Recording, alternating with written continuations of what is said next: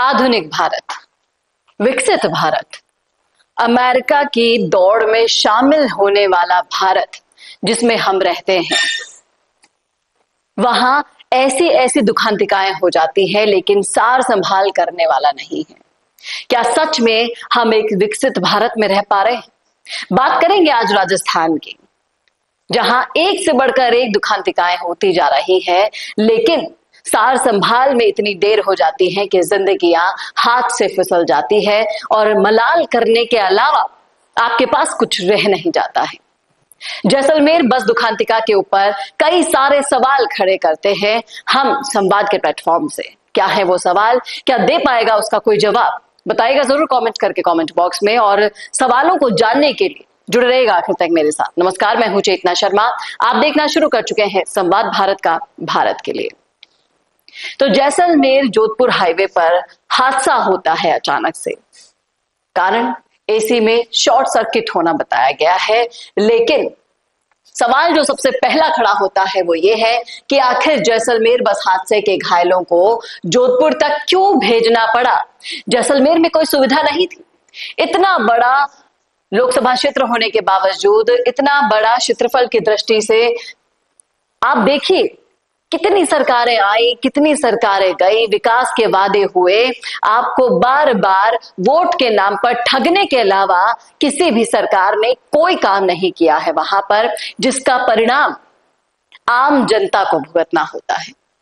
जब जैसलमेर का जिला अस्पताल पास ही था तो वहां इलाज की सुविधा क्यों नहीं थी? दूसरा सबसे बड़ा सवाल ये यहां पर उठता है, किस कदर आप सोचिए जहां पर घटना घटती है वहां से कॉरिडोर बनाना पड़ता है, ग्रीन कॉरिडोर बनाकर घायलों को भेजा जाता है जोधपुर। क्यों जैसलमेर में क्यों नहीं है ऐसी सुविधा जो तुरंत इलाज मिल पाता और कुछ घायलों को हम बचा पाते?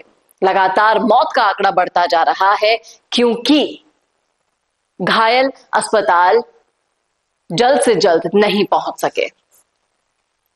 तीसरा सबसे बड़ा सवाल, 50% से ज्यादा झुलसे हुए मरीज 300 किलोमीटर की दूरी कैसे झेल पाएंगे?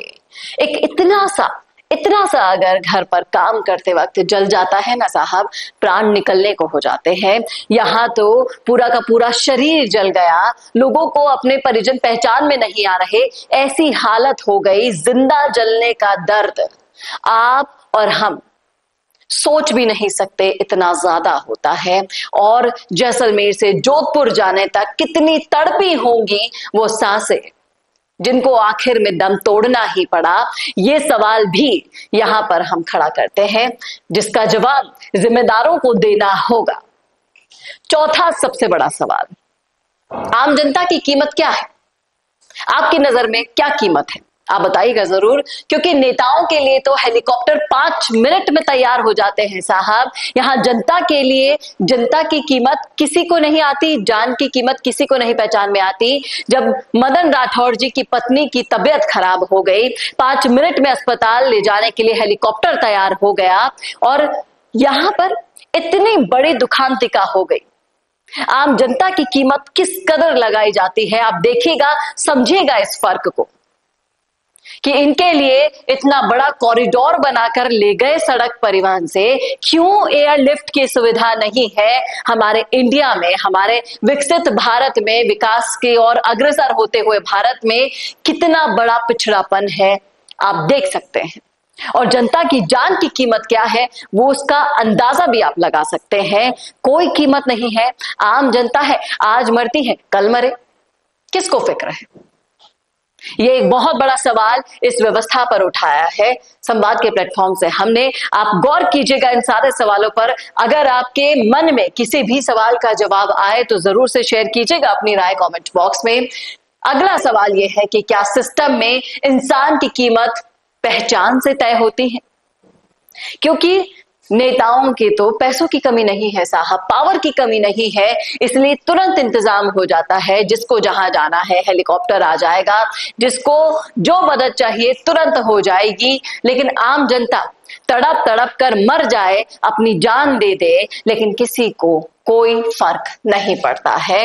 ये है उस आम जनता की हालत जिसका वोट लेकर आप इतना बड़े प्रशासन और सरकार में राज करते हैं, हम पर ही भ्रष्टाचार करते हैं और हमसे ही पैसा लेकर आराम से ऐशों से भरी जिंदगी जीते हैं और हमारी ये हालत कर देते हैं जो इस दुखांतिका में आम जनता को सहन करनी पड़ी है।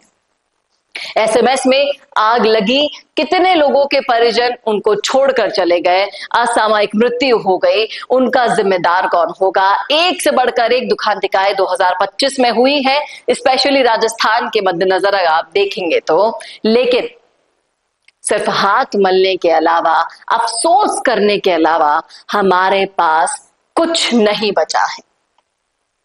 78 साल आजादी के बाद आप देखिए, अगले साल 80 हो जाएंगे। आजादी के भारत में हम कैसे जी रहे हैं, कितनी सारी सुविधाओं के सपने दिखाए जाते हैं, कितने सारे वादे किए जाते हैं, सब वादे धरातल पर आकर धराशाही हो जाते हैं। आजादी के बाद भी जैसलमेर बाड़मेर में आज इलाज की इतनी अच्छी सुविधा नहीं है, जिसके लिए इन सारे के सारे मरीजों को जोधपुर लेकर आना पड़ा। और उसी देरी का कारण है कि कई सारे घायल दम तोड़ते जा रहे हैं क्योंकि इलाज टाइम पर नहीं मिल पाया। और सबसे बड़ा सवाल यह है कि क्या यह हादसा हमारी स्वास्थ्य व्यवस्था की असली पोल तो नहीं खोल देता है? बताइएगा जरूर, सोचिएगा जरूर इस सवाल के मद्देनजर, क्योंकि यह सवाल पूछना जरूरी है। कहां गए हमारे चिकित्सा मंत्री साहब? एसएमएस दुखांतिका हुई थी तब भी अपना मुंह छुपाते डोल रहे थे और अब इतना बड़ा हादसा हो गया लेकिन जिम्मेदारी लेने के लिए कोई भी आगे नहीं आता है। एक बार दुखांतिका हो जाएगी, जाकर अपना मुंह दिखाएंगे और फिर इतिश्री कर लेंगे, बयान देंगे, सांत्वना देंगे। लेकिन क्या आपकी सांत्वना हमारे परिजनों की मौत के सच को बदल पाएगी? एक बहुत बड़ा सवाल यहां पर खड़ा होता है और इस पूरे प्रकरण पर हनुमान बेनीवाल स्टैंड लेने आते हैं। तुरंत उन्होंने ट्वीट कर कर बोला कि मैं पूछना चाहता हूं कि जिस तरह से मदन राठौड़ जी की धर्मपत्नी को बीमार होने पर आप उन्हें पाली से जयपुर हेलीकॉप्टर में ले जा सकते थे, जैसलमेर के निकट बस पे हुई भीषण आगजनी में जो गंभीर रूप से झुलस चुके थे, कम से कम उनके लिए भी ये इंतजाम हो सकता था। लेकिन किसी ने भी नहीं सोचा, हेलीकॉप्टर भी थे, प्लेन भी थे, जैसलमेर में तो सेना के हेलीकॉप्टर आपको अवेलेबल होते, आप क्यों नहीं आम जनता के लिए ऐसे सोच पाते जैसा अपने घर वालों के बारे में सोच लेते हैं? केंद्र से सैन्य अफसरों से बात करके आप तत्काल झुलसे हुए नागरिकों को हवाई मार्ग से जोधपुर ले जा सकते थे, लेकिन उनकी पीड़ा को समझने की बजाय आपने क्या किया? सड़क के रास्ते भेज दिया। इससे स्पष्ट होता है कि राजस्थान के मुख्यमंत्री भजनलाल शर्मा तो संवेदनहीन हो गए हैं। उनके साथ सत्ताधारी दल के जितने भी प्रदेश अध्यक्ष है वो भी संवेदनहीन है। साफ साफ इन्होंने भजनलाल शर्मा जी और बीजेपी प्रदेश अध्यक्ष मदन राठौड़ पर सवाल खड़ा कर दिया है, जो सवाल लाजमी भी है। अगर आपके प्रियजन बीमार होंगे तो हेलीकॉप्टर आ जाएंगे, लेकिन जिनके वोट लेकर आप सत्ता पे राज करते हो उनके लिए आप सोच तक नहीं पाए, इतना बेशर्मी की बात है। बड़े दुख की बात है कि आम जनता की हालत, ये जलने की कीमत, उनकी मौत की कीमत 0 है। इतनी असंवेदनहीनता अगर आप अपनी जनता के लिए दिखाएंगे तो कहां मुंह छिपाएंगे? जब वही जनता आपको वोट देने के लिए जाएगी, किस लिए वोट देगी? दुखांतिकाएं कहकर नहीं आती, कोई भी हादसा बुलावे से नहीं आता है, लेकिन जब हो जाता है उस सिचुएशन में हम कैसे उन चीजों को संभालते हैं वो दिखाता है कि आप कितनी सुविधाओं से लैस अपने प्रदेश को बना पा रहे हो। माफ कीजिएगा, राजस्थान पिछड़ा था, अभी भी पिछड़ा है और शायद ऐसे ही लोगों के कारण पिछड़ा रह जाएगा। तो ये तमाम सारे सवाल जैसलमेर दुखांतिका से उठते हैं। आप बताइएगा जरूर कमेंट बॉक्स में कमेंट करके कि आपको क्या लगता है कि ये सवाल उठाने लाजमी है कि नहीं है तो शेयर कीजिएगा, उन जिम्मेदारों को टैग कीजिएगा पूरे सोशल मीडिया पर, जिससे पता तो चले उन्हें कि आम जनता की कीमत वो क्या लगा रहे हैं। और जवाब देगी आम जनता? वक्त आने पर जरूर इसका अंदाजा शायद अभी उन लोगों को नहीं है। क्या कहते हैं रखिएगा राय कमेंट बॉक्स में, और ऐसे ही वीडियोस के लिए देखते रहिए संवाद भारत के लिए नमस्कार। भारत का सबसे तेजी से बढ़ता हुआ डिजिटल न्यूज चैनल, जिसका परिवार 4,17,000 लोगों से भी ज्यादा बढ़ रहा है, वो संवाद न्यूज चाहता है हर जिले और हर राज्य में मीडिया पार्टनर्स। तो अगर आप बनना चाहते हैं संवाद न्यूज के पार्टनर्स, तो कांटेक्ट करें नीचे दिए गए नंबर्स पर। इसके अलावा अगर आप वीडियो एडिटर बनना चाहते हैं या फिर न्यूज इंडस्ट्री में बतौर इंटर्न सब सीखना चाहते हैं, तो संवाद न्यूज के जयपुर हेड ऑफिस में काम करने के लिए संपर्क करें स्क्रीन पर दिए गए नंबर पर।